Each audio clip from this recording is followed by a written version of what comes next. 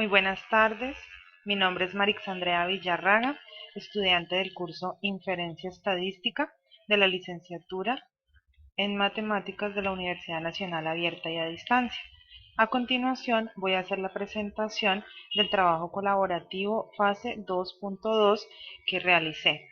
En primer lugar tenemos el cálculo de la ANOVA, donde lo que hicimos fue obtener la varianza, las medias de 3 asesores con sus observaciones, es decir, la duración en minutos de las llamadas que reciben en el call center que se está trabajando. En primer lugar, entonces lo que hacemos es sacar los datos de el total de asesores, que eran 11.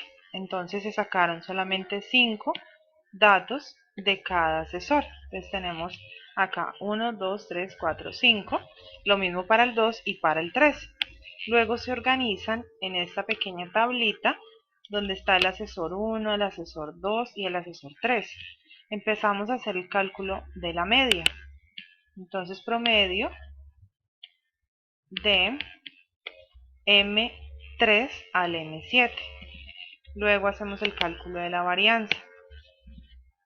Posteriormente el cálculo de la desviación estándar, n, que es el número de datos, que en este caso son 5, y la sumatoria, que es el valor que obtenemos de sumar los 5 datos del asesor 1.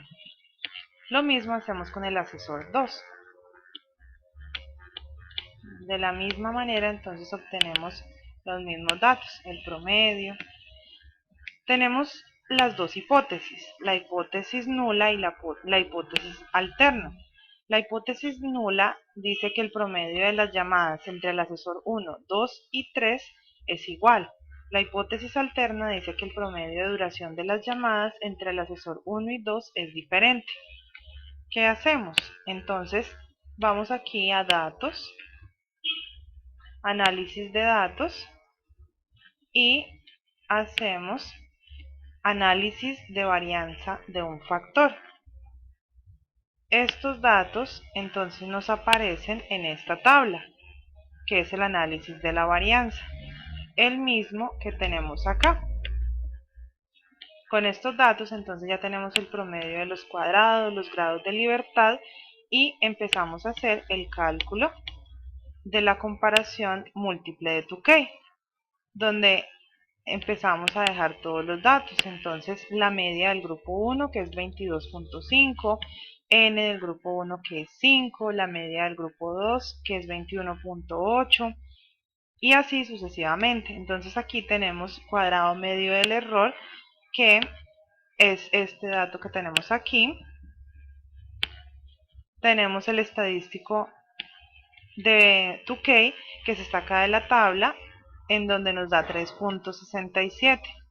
La diferencia absoluta del grupo 1 es 0.8, y encontramos que aquí no hay diferencias significativas, ya que las diferencias no son muy grandes entre uno y otro dato, por lo cual llegamos a la conclusión, y teniendo en cuenta los datos obtenidos en la prueba Tukey y el análisis de ANOVA, que el análisis entre los asesores 1, 2 y 3 nos deja establecer que no existen diferencias significativas, por lo cual se rechaza la hipótesis alterna y se acepta la hipótesis nula.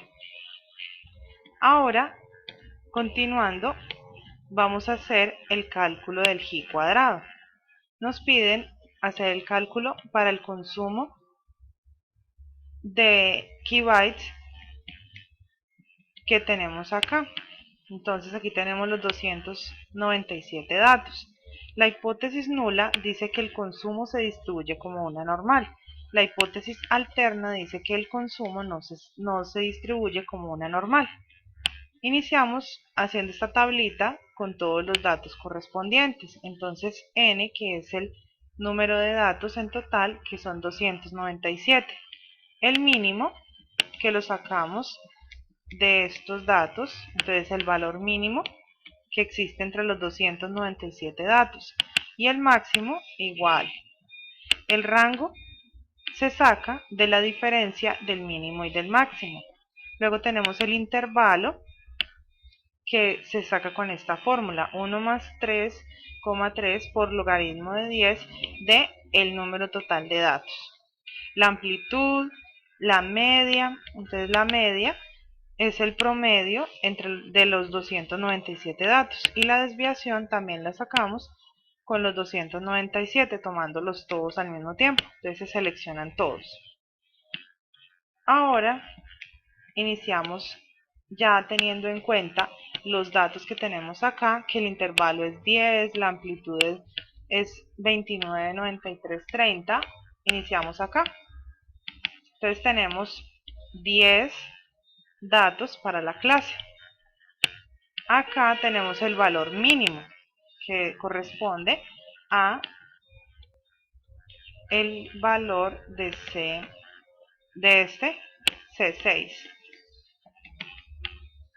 Luego tenemos entonces el consumo de kbytes, que es este valor de acá que tenemos como mínimo, más el dato que nos dio en la amplitud. Y vamos haciendo la fórmula de aquí para abajo. Entonces lo que hacemos es pegar este dato que me dio acá en esta columna de acá. Luego entonces ya sumamos nuevamente el valor de acá con el dato de la amplitud. Luego calculamos las frecuencias observadas.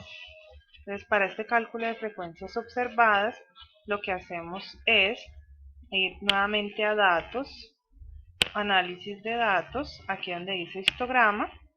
Entonces seleccionamos todos los datos que tenemos y las clases, y le damos que nos dejen una hoja nueva y nos aparecen estos datos de acá. El total es 297. Luego empezamos a calcular Z1 y Z2. Entonces Z1 se calcula tomando este valor de acá, restándolo por las medias, o sea, por el promedio de los 297 datos, que lo tenemos aquí, dividido en la desviación estándar.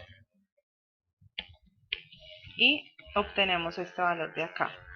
Entonces aquí pegamos todos los datos de la misma manera. De la misma forma se hace con este dato. Entonces ya tomamos la segunda columna y la restamos con el promedio y luego la desviación estándar. Aquí la probabilidad, entonces utilizamos la fórmula distribución normal estándar n de n28, que n28 es este dato de acá, este dato de aquí, y arrastramos,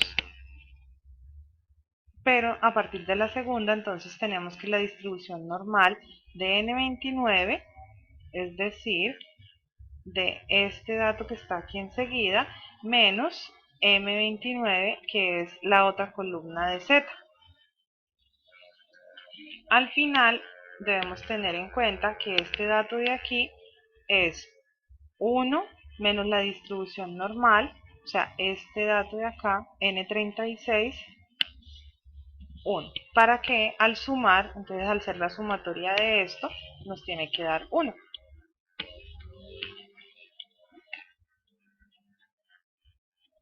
Ahora continuamos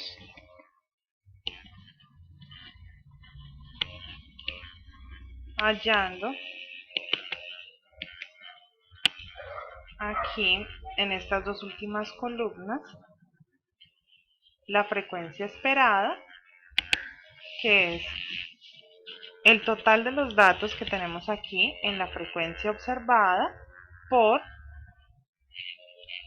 O28, que es el dato que está aquí en la probabilidad, y así con todos los datos hasta llegar a P37. Y en la última columna lo que hacemos es tomar la frecuencia observada, restarle la frecuencia esperada, elevar esto al cuadrado y dividirlo nuevamente por la frecuencia esperada. Al hacer la suma de estos valores de acá, nos da 36.25, que es el estadístico de prueba. Ahora calculamos el estadístico teórico. Entonces tenemos aquí que la significancia es del 5%, K, que son los intervalos 10, M, que son 2 porque tenemos estas dos medidas de acá, y aquí nos da la fórmula que es igual a 7. Entonces aquí tenemos el estadístico de prueba, el estadístico teórico, perdón, que nos da 14.067. Teniendo en cuenta estos dos datos con el estadístico de acá, llegamos a la conclusión de que a partir de los datos obtenidos se rechaza la hipótesis nula, por lo cual se acepta la hipótesis alterna, ya que el estadístico teórico es menor al estadístico de prueba.